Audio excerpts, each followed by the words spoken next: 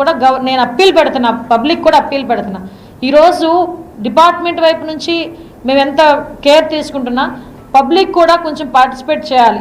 ఎందుకంటే మళ్ళీ చెప్తున్నా, 5 కోట్ల మంది జనాభాకి 50,000 మంది పోలీస్. ఈరోజు పబ్లిక్ సపోర్ట్ చేయాలి, పబ్లిక్ ఇన్ఫర్మేషన్ ఇవ్వాలి, పబ్లిక్ కూడా పార్టిసిపేట్ చేయగలిగితేనే క్రైమ్ అన్నది మ్యాక్సిమం ఎక్కడైనా మనం అందరూ కూడా నివారించుకోగలుగుతాం. దీనికి కూడా పబ్లిక్ కూడా, మన ప్రజలందరూ కూడా, మీరందరూ కూడా పార్టిసిపేట్ చేయాలి, అర్థం చేసుకోవాలని మిమ్మల్ని అందరినీ కూడా నేను సవినయంగా కోరుకుంటున్నా.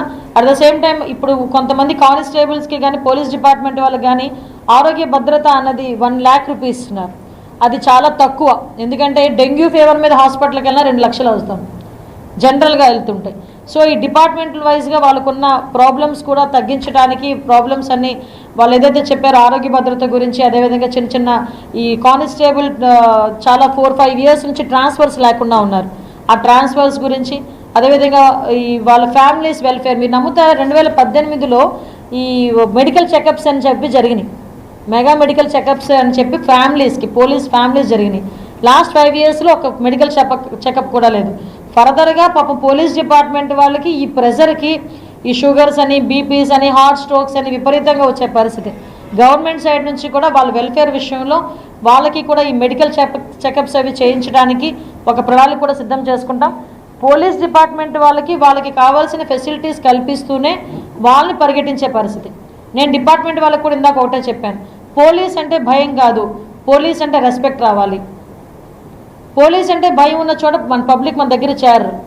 పోలీస్ అంటే గౌరవం ఉన్న చోట, అభిమానం వచ్చిన చోట కంపల్సరీగా పబ్లిక్ అనే వాళ్ళు మనకి అటాచ్ అవుతారు. వాళ్ళతో మనం కూడా వాళ్ళతో కలిపి పనిచేస్తే మనం ఈజీగా ఈ క్రైమ్ని, అదేవిధంగా మ్యాక్సిమం ఏదైతే గంజా అనుకున్నాం, ఇవన్నీ అనుకున్నామో వీటన్నిటిని కూడా ఓవర్కమ్ చేయొచ్చు అని చెప్పడం జరిగింది. ఈరోజు ఇంకా చాలా ఇష్యూస్ మీద మేమందరం కూడా మాట్లాడుకోవడం జరిగింది. వెహికల్స్ని కూడా as L as possible vehicles కూడా ప్రొవైడ్ చేయడానికి ప్రణాళికను కూడా సిద్ధం చేస్తున్నాం. ఇంకా ఒకటి మాత్రం చెప్తున్నానండి, ఈ గవర్నమెంట్ క్రైమ్ తగ్గించడంలో కానీ, ప్రజల భద్రత విషయంలోని కానీ, ఎస్పెషల్లీ మహిళా భద్రత విషయంలోని ప్రత్యేకమైన దృష్టి పెట్టి ఎవరైనా అటువంటి ఇష్యూస్ ఏదైనా పాల్పడినట్టు జరిగినా కూడా డెఫినెట్గా వాళ్ళ మీద ఉక్కుపాదం మోపడానికి, వాళ్ళ మీద ఎటువంటి యాక్షన్ తీసుకోవడానికి సిద్ధంగా ఉంది. ఈ విషయం మీకు మొన్న వైట్ పేపర్ రిలీజ్ రోజు చంద్రబాబు నాయుడు గారు కూడా చెప్పారు. మేమందరం కూడా పదే మీ అందరికీ కూడా చెప్పడం జరుగుతుంది. ఈ విషయంలో ప్రజలందరూ కూడా మాకు అందరికీ కూడా సహకరించాలని, పత్రికా సోదరులు కూడా మాకు సహకరించాలని మనస్ఫూర్తిగా కోరుకుంటున్నాం.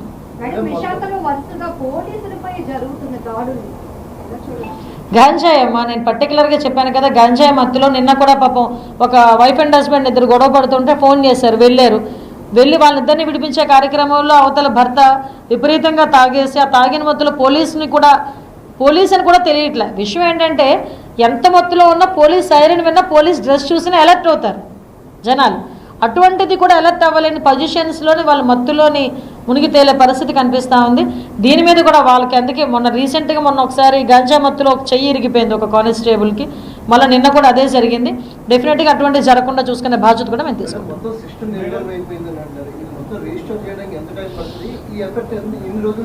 ఎస్, మీకు ఒక విషయం చెప్తున్నానండి, రీస్టోర్ చేయడానికి డెఫినెట్గా కొంత టైం టేకన్ అయితే అవుతుంది. ఎందుకంటే ఏదైతే సిస్టమ్స్ అన్నీ ఉన్నాయో మళ్ళీ వాటన్నిటిని తీసుకురావాలి, వాటిని ఇంప్లిమెంటేషన్స్లోకి తీసుకురావాలి, అవన్నీ కూడా చేసుకోవాలి. కానీ మా పోలీస్ డిపార్ట్మెంట్ వాళ్ళు మాత్రం చాలా అవేర్గా ఉన్నారు. ఎందుకంటే మీరు అబ్జర్వ్ చేయండి, ఇప్పుడు వరకు ఉన్న కేసెస్ ఏదైతే జరిగినాయో ప్రాంప్ట్గా కొన్ని కేసెస్ ఉన్నాయి. ఆ కేసు అన్నింటిలోని కూడా ఇమీడియట్గా 36 hours-లోనో 48 hours-లో నిందితులు పట్టుకోవడం, వెంటనే వాళ్ళని రిమాండ్కి పంపించడం, నెక్స్ట్ ఫర్దర్గా అక్కడ జరగకుండా చూసుకోవడం, అక్కడ క్యాంప్స్ ఏర్పాటు చేసుకోవడం, బీట్స్ ఏర్పాటు చేసుకోవడం. మరి ఈ పహారా అని ఈ మధ్య కాలంలోనే మళ్ళీ మన విజయవాడ పోలీసులు కూడా దాని మీద పెట్టుకోవడం, ఈ బీట్స్ అని పెట్టుకోవడం. అంటే నిజంగా బీట్ కానిస్టేబుల్ అక్కడికి వెళ్తున్నాడా లేదా చూసుకోవడానికి స్పెసిఫిక్గా మ్యాపింగ్ కూడా చేసుకుంటున్నారు. అంటే చాలా ఎఫెక్టివ్గా వర్క్ చేయడానికి ఈరోజు పోలీస్ డిపార్ట్మెంట్ అంతా సిద్ధంగా ఉంది. వీళ్ళకి కొంచెం యాడ్ ఆన్ ఏదైతే ఉన్నాయి, ఈ ఫింగర్ ప్రింట్ ఐడెంటిఫికేషన్ అనేవి, ఈ స్పాట్ ఐడెంటిఫికేషన్, డ్రగ్ ఐడెంటిఫికేషన్ అనేవి, ఇలాంటి టూల్స్ కనుక ఇస్తే వీళ్ళు ఇంకొంచెం ఎఫెక్టివ్గా పనిచేస్తారు. ఎన్ని రోజులు మేము టార్గెట్ ఏం కాదండి, రీస్టోర్ చేయడం చాలా important, as L as possible. ఇప్పుడు విషయం చెప్పమంటారా, మొన్న మీకు చెప్పాను, ఈవెన్ వెహికల్స్కి మహేంద్రవాడు పేపీ పోలీసుని మొన్నటి వరకు బ్లాక్ లిస్ట్లో పెట్టాడు. మీరు నమ్ముతారా, సిపి ఆఫీస్ కూడా తాకట్లో ఉంది. మరి తెలుసో లేదా మా సిపి గారికి? తెలిసిందా అండి? ఏదో రోజు నోటీస్ అంటేస్తే మనం వెళ్ళిపోవాల్సి వస్తుంది. అంటే నేను ఎందుకు చెప్తున్నానంటే ఎగ్జాంపుల్ సిపి ఆఫీసులు అంటే ఆఫీసులనే తాకట్టు పెట్టేశారంటే ఇంక భద్రత ఏంటంటే నాకు అర్థం కాదు. అంటే పోలీస్ డిపార్ట్మెంట్కి భద్రత లేకుండా పోయింది లాస్ట్ గవర్నమెంట్లో. అంటే అటువంటి సిచ్యువేషన్ అంటే ఇంచుమించుగా జీరో సిచ్యువేషన్ నుంచి మేము రీస్టోర్ చేయాలి. దీనికి కొంచెం టైం పడుతుంది. టైం దానికి కూడా నేను ఇందాకే చెప్పాను, మా దగ్గర పోలీస్ బీట్లు కూడా చాలా ఎక్కువగా పెరిగినాయి. మీరు వైజాగ్లోనే ఉంటారు, వైజాగ్లోనే అబ్జర్వ్ చేయండి. పోలీస్ బీట్లు ఎక్కువగా పెరగటం కానీ ఇవన్నీ జరుగుతూనే ఉన్నాయి. కాబట్టి ఎక్కడా కూడా నేనైతే ఎక్కడా కూడా